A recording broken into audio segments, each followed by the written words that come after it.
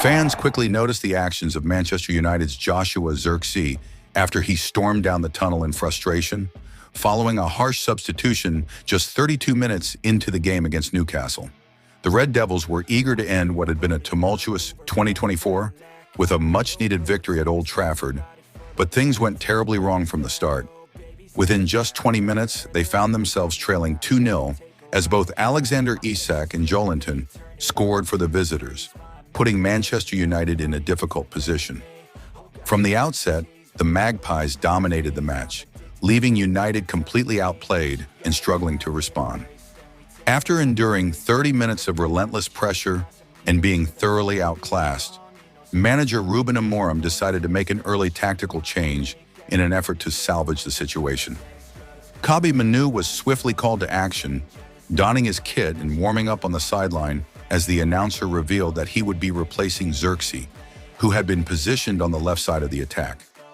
The decision to pull off the summer signing was met with sarcastic cheers from the crowd, and after a brief handshake with Amorim, Zirkzee, visibly disappointed, grabbed his coat and hastily made his way toward the tunnel. His departure, though quick, was an indication of the frustration and disappointment the player was feeling. A few minutes passed and the game continued on, but Zirkzee did eventually return to the sidelines, taking his place on the bench. In the aftermath of this incident, former United captain Gary Neville, speaking on Sky Sports commentary, harshly criticized the reaction from the fans, particularly their mocking cheers as Zirkzee was substituted. Neville expressed disbelief that the player had simply run down the tunnel for a drink, suggesting that a member of the staff had likely instructed Zirkzee to return to the dugout, making it clear that he didn't buy into the idea that Zirkzee had just gone off to grab a Lucozade. Zirkzee's time at Manchester United had been difficult from the start since his £36.5 million transfer from Bologna. He had struggled to find his form, managing only 4 goals in 25 appearances across all competitions.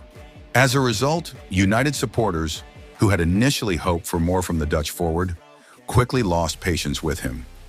His underwhelming performances had left many frustrated, and while Neville was critical of the fans' response to the player's early substitution, he also expressed sympathy for Zirkzee's plight.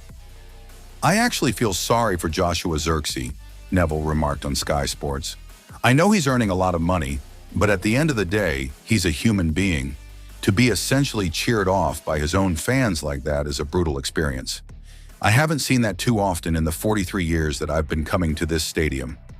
Not long after Zirkzee had returned to the bench, another Manchester United player, Marcus Rashford, began warming up, receiving a much warmer reception from the fans.